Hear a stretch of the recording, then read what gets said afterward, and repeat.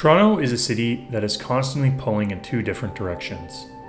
While the city has a detailed and storied history that is also showcased in some of its older buildings, the drive to evolve and be world-class often results in the city turning away from its history in order to meet the needs of modern-day society.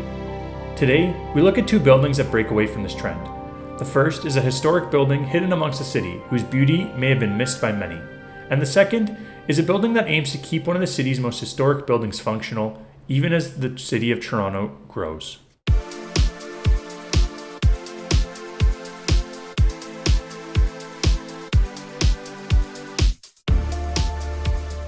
Hey everyone, it's Gamefruitpulp, and welcome back to another Minecraft Building Toronto video. It has been far too long since I've showcased some of the great progress on our city, so I'm excited to take a look at two really interesting but also very different buildings located on the eastern end of our building perimeter. Now before jumping into the first of these two buildings, let's have a quick word from the sponsor of today's video, the EasyCraft server network. Some eager viewers may be thinking, wait a second, doesn't Gamefruitpulp run the EasyCraft server network? And the answer to this question is yes.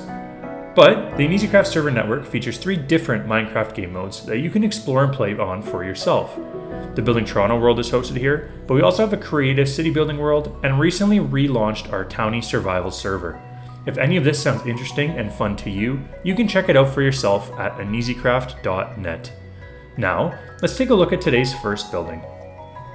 This building has got to be one of the most under the radar historic buildings in the city, because until we started building it, I didn't even know it existed.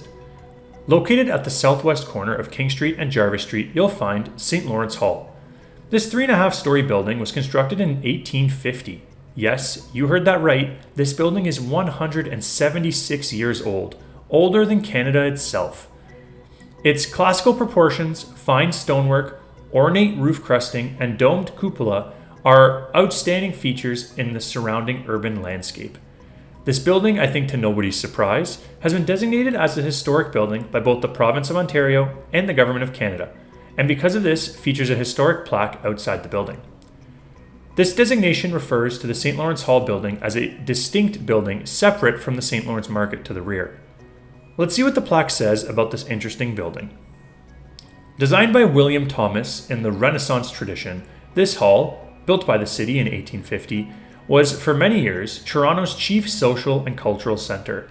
With its handsome Corinthian facade and graceful cupola, it ranks amongst the finest of 19th century Canadian public buildings. Its assembly room was used for lectures, concerts, balls, and receptions. Here such noted Canadians as Sir Johnny Macdonald, George Brown, and Thomas D'Arcy McGee addressed Toronto audiences. After a long period of disuse and neglect, it was restored in 1967 as a centennial project. While looking at this building, I can't help but think about what it would have looked like back when it opened in 1850. Although today this building largely blends in or is completely missed in a busy downtown core, when it was built, this was probably one of the architectural wonders of the city of Toronto. Although the age of the building is reason enough for the heritage designation, there are other interesting and important events in Canada's history that occurred in this building that make it important. The ground floor was initially designed as a commercial space, the second as offices, and the third to house a 1,000-seat assembly room. The building was a major cultural venue for lectures, concerts, balls, and receptions attended by the city's most notable citizens. These events included several important abolition meetings in the years when Canada was receiving thousands of Underground Railroad refugees from American slavery. St. Lawrence Hall was restored in 1967, as I mentioned, and has now once again become an active cultural centre. Normally at this point in the video, I talk about the unique building features that are included in the buildings we're showcasing. Parks Canada did a better job explaining these than I ever could, so let's go over what they say on their website about St. Lawrence Hall. Key features contributing to the heritage value of this site include the location in the old centre of Toronto, it's sitting close up to the sidewalk on the north and east sides, and the abutting to the public market on the south side, and the features of the hall contributing to the Italianate style, notably its compact massing comprising of 4-story central pavilion topped by a cupola and flanked by 3.5-story wings under recessed mansard roofs.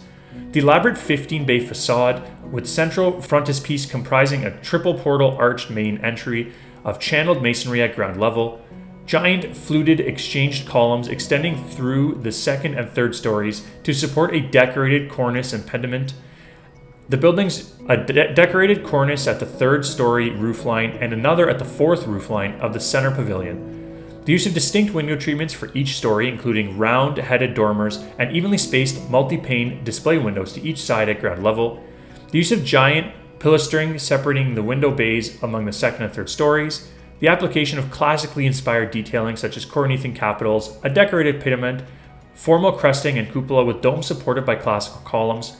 The finely crafted masonry construction, surviving evidence of the original interior layout, surviving original furnishings, fittings, and finishes, including the atrium with evidence of the raked balcony at the north end and the thrust stage at the south end, its continuous multifunctional use with public access.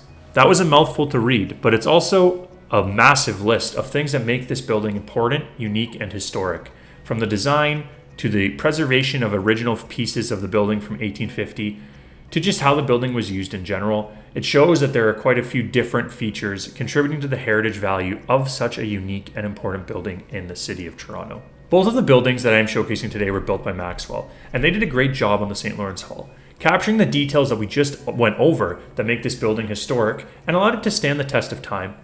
The front facade looked just as detailed and beautiful as the real-world version of this historic building, and I'm once again feeling very lucky to have such skilled builders on this team. Maxwell also built our second building in the video, which we find just south of St. Lawrence Hall. This building is different in almost every aspect, and I imagine shifting from the hall to this modern build would have been quite a challenge even for a builder as skilled as Maxwell. St. Lawrence Market North is a modern 5-story glass building that sits on the northwest corner of Front and Jarvis. This building opened last year to the public after a decade of construction and over 15 years from the first proposal for this building to its opening date. This St. Lawrence Market North hosts a variety of markets, including a farmers market every Saturday, an antique market, a seasonal Christmas market, and also features the Toronto Court Services courtrooms for offences under the Provincial Offences Act and administrative offices on the upper floors. It also features a 250-space underground parking garage as well.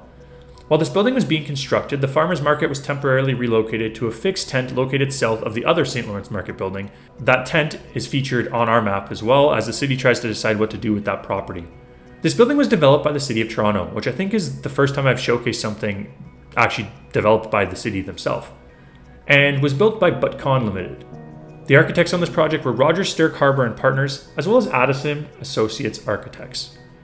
The interior of this building is quite beautiful, with an open courtyard in the middle that vaults up the entirety of the structure, allowing light to pour into the main floor where the markets are held. This building is also significant for the project because it holds our first courtroom on the map. I guess that means we could also hold trials for the people we find hacking on the server from now on. Although the style vastly differs from the St. Lawrence Hall that we just showcased and the famous St. Lawrence Market South building, I do think that the modern design of this building is something that stands out on its own. It's not my usual preference for building style, but I think that in this case, trying to imitate one of the 2 other historic building styles that make up the St. Lawrence Market would have otherwise just ended up falling short and being a disappointment to look at.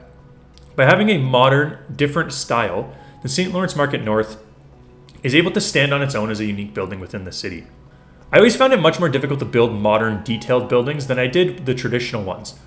And I'm not sure if Maxwell found it similar when building this building immediately after building the very traditional St. Lawrence Hall, but if they did, you can't tell from the finished product here.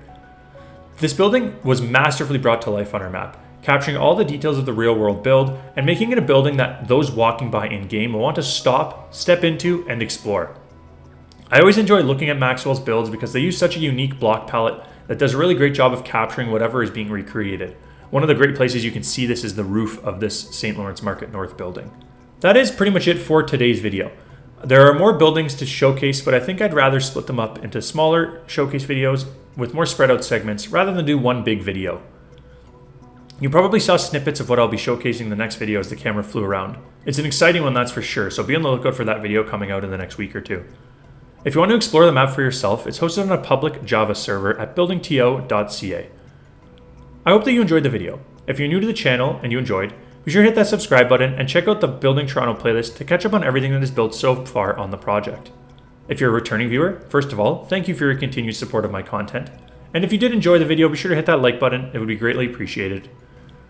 If you're looking for more ways to support the channel, you can always find links in the description to my other social media pages, as well as to my Patreon and my merch store, where you can find merch for both Cappy, our channel mascot, and my logo as well. Thank you all for taking the time to watch the video. My name is Gamefruitpulp, and I'll catch you all next time. Have a good one.